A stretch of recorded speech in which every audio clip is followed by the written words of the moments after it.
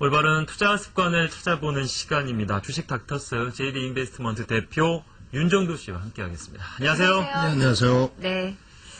자, 오늘 사연 또 어떤 사연인지 네. 많은 분들 궁금하실 것 같은데요. 제가 소개해드리겠습니다. 평소 주식에 관심이 있었던 저는 2년 전 직접 투자를 시작하게 됐습니다.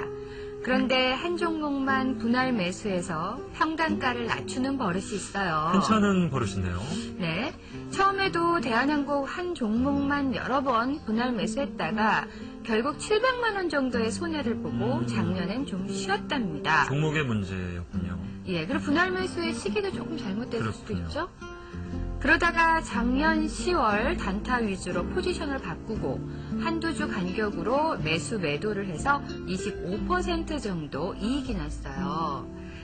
지금은 서울 반도체 한 종목만 갖고 있고 현금 비중이 80%인데 제가 요즘 LED 관련주에 관심이 있거든요. 매수를 해도 되는 시점인지 궁금합니다. 그리고 이번 기회에 제 투자 습관도 점검을 받아보고 싶네요. 네. 그런데 이 사용해 주신 내용 단타 위주로 수익을 올리셨다라고 했는데 네. 앞서서 이제 분할 매수 같은 경우에는 매수 시기나 아니면은 굉장히 또 긴 시간, 제가 항상 말씀드리지만 종목에 네. 따라서 그 기간을 잘 적정히 그렇죠. 유지를 하셔야 되는데 예. 그냥 무작정 나눠서 오랜 시간을 사셨던 것이 아닌가. 네. 그러니까 보통 이제 분할 매수라는 개념이 한번 샀다가 또 굉장히 많이 하락을 했을 때 네. 기다렸다가 또 매수를 하고 그 다음에는 올라갈 때 올라갈 때 사는 게 그때 정석이고 매수를 하는 게 정석이잖아요. 대부분의 분들이 근데 분할 매수를 이렇게 전략적으로 접근하시는 것이 아니라 일단 사고 떨어지니까. 떨어지면 그냥 예. 계속 그냥 예. 불안함만 계속 사게 맞아요. 되는데 이거는 분할 매수라고 하기는 좀 뭐하고요. 물타기죠. 물타기라고 봐야 되고 예. 분할 매수라 하면 어떤 종목에 대해서 좀 전략적으로 기간을 정해놓고 나눠서 그냥 정말 사는 거죠. 그렇죠. 그러니까 어떻게 보면 개념이 좀 다를 수가 있는데 어쨌든 수익을 보셨습니다. 최근 들어서. 네, 단타 위주로 이제 포지션을 바꾸고 네. 나서 수익이 나셨다고 하는데요. 좀 더 자세한 얘기 들어보도록 하겠습니다. 여보세요? 예, 여보세요. 예, 안녕하세요. 안녕하세요. 안녕하십니까. 안녕하십니까. 예, 맞습니다. 서울 반도체는 아직도 갖고 계신 상황이시고요. 예, 한 20% 정도 지금 가지고 있습니다. 서울 반도체는 그 추가 매수를 안 하신 상황이신가요? 얘가 그 전에 예. 그냥 별로 크게 생각을 안 하고 있다가 조금씩 매수해 놨던 시점이 한 3월 초 정도 되거든요. 네. 네. 그거에 대한 매도를 별로 생각을 안 하고 있었고, 최근에는 이제 대우증권을 좀 일찍 매도를 했죠. 예, 그것 때문에 지금 너무 많이 올라가고 있어가지고, 좀 마음이 아프시겠어요. 예, 예. 이익은 받긴 했지만 그래도 조금 더 참을 걸 그쵸. 그런 생각도 많이 들고 또 예. 매도 시점을 잘 못 잡겠더라고요. 실질적으로. 매도 시점은요, 정말 잡기 힘들어요. 어떻게 될지 아무도 모르니까요. 예, 참 힘든 것 그래서, 같아요. 예. 그래가지고 제가 그러니까 그 사회자님들 말씀하신 것처럼 네. 예, 어느 시점에서 좀 샀다가 이제 떨어지면 자꾸 이제 평단가 낮추는 식으로 자꾸 매수를 하다 보니까 하락장에서 네. 보통 전문가님들이 이제 가감하게 이제 손절 부분에서 손절을 하라고 얘기를 하시는데도 그 부분에서 이제 좀 내가 막 살면은 마치 좀 오를 것 같은 그런 느낌 때문에 계속 기다리다 보니까 그런 식으로 평단가만 낮추게 돼가지고 그런 좀 습관이 그런 게 있어가지고 예, 좀 상담하려고 전화드렸습니다. 그래서 네. 그러니까 어떤 전략적으로 한 종목에 대해서 한 20% 비중으로 들어가는데 그 중에서 3번 나눠서 사자 이런 의도가 아니셨고 일단 사놓고 보니까 계속 가격이 낮아지니까 그냥 추격 매수를 하셨군요. 예, 그런 식이죠. 예. 그러다 보니까 손실이 좀 오히려 났습니다. 이제 하락기에서는 손실이 더 많이 나신 상황이고 요즘에는 단타 위주로 좀 바뀌셨고요. 예. 근데 현금 비중이 좀 많으시네요.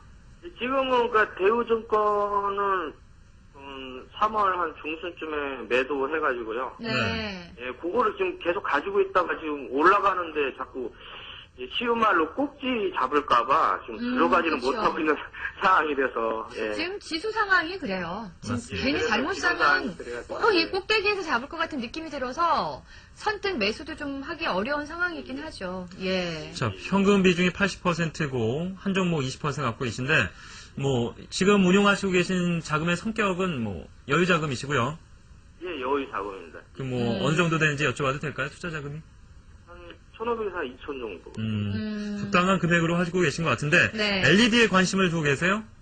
예, LED 관련주에 좀 관심을 많이 둬가지고. 예. 서울 반도체를 갖고 반도체도 계시고. 그렇지만, 에피델리 그런 쪽도 관심이 있고, 같은 종목, 같은 계열 종목이라서 좀. 앞으로 서울 반도체 그 향후 전망이나, 그 예전에 비해서 좀 상당히 많이 올랐잖아요. 그렇죠. 예. 많이 올랐죠. 그래서 거기서 여기서 더 이게 오를지 아니면 이쯤에서 좀 매도를 하는 게 좋을지 뭐 그런 것도 궁금하고 LED 관련해서 앞으로 또 향후 전망이라든지 그런 게 좀 궁금합니다. 네. 자, 알겠습니다. 끝으로 뭐 네. 하나만 여쭤보고 마무리를 할 텐데 본인이 이제 투자 습관을 좀 점검받고 싶다고 하셨는데 본인의 가장 큰 문제점 하나만 말씀해 주시죠. 그러니까 손절을 가감히 못하는 게 좀 큰 것 같아요. 그리고 매도 역시도 하고 나서 좀 아쉬움이 남았다는 것은 적절한 시점이 아니었다고 볼 수가 있겠고요. 너무 빨리 매도를 하고 매수를 너무 이제 하락장에서 가감하게 손절을 못하고 좀 질질 끄는 경향이 네. 좀 알겠습니다. 알겠습니다. 지금 뭐 LED 관련주와 서울 반도체, 네. 뭐 앞으로 전망, 그리고 갖고 계신 투자 습관의 잘못된 점 저희가 하나하나 또 차근차근히 설명해 드리겠습니다. 예, 고맙습니다. 고맙습니다. 예, 수고하세요. 네. 예. 자, 뭐, 이 2년 전 직접 투자를 시작하게 되셨다라고 했는데, 네. 뭐 목소리도 굉장히 젊으신 것 같고요. 그렇죠. 뭐 투자 자금도 욕심 없이 운영을 하고 계신 것 같습니다. 자, 평단가를 낮추는 식으로 한 종목에 대해서 분할 매수. 저희가 뭐, 잠깐 말씀을 드렸습니다만, 뭐 원칙적인 얘기는 이 추가 매수는 상승 시, 그러니까 저점에서 꺾여 올라온 시점에 추가 매수하는 게 정석이긴 하죠. 뭐 여러 가지 관점에서 보실 수가 있는데 가장 중요한 부분은 후행성의 기준이 자꾸 잡힌단 말입니다. 네. 주식시장에서는 네. 항상 그 1사분기 같은 경우에도 예를 들어서 1100에서 1200의 박스권이었다. 다시 돌려지면, 그러니까 시장의 조정이 나오고 나서 다시 돌려지면은 내가 왜 그때 못 샀을까? 그리고 이제 1200에서 정리 못했다가 밀려 떨어지면 왜 내가 또 1200에서 차익 실현을 못했을까? 막상 또 정리하고 나서 지금처럼 월등히 강한 시장 흐름이 연출되게 되면은 내가 왜 이번에 이렇게 빨리 정리했을까? 이런 그 후행성의 생각들을 많이들 하시게 되는데 일단 기준점이 설정돼 있다라면은 그러한 부분은 사실 좀 버리셔야 됩니다. 정리한 종목을 다시 되돌아보시거나 하시게 되면은 아무래도 이제 그 투자 습성상 조금만 밀려주게 되더라도 재편입의 기준이 잡히죠. 예를 들어서 뭐 10,000원에 사신 종목을 11,000원 목표 주가를 잡았어요. 네. 11,000원에 정리를 하셨는데 12,000원 가 있단 말이에요. 그러다 보니까 11,000원 근처만 내려와도 재편입을 하시는 말입니다.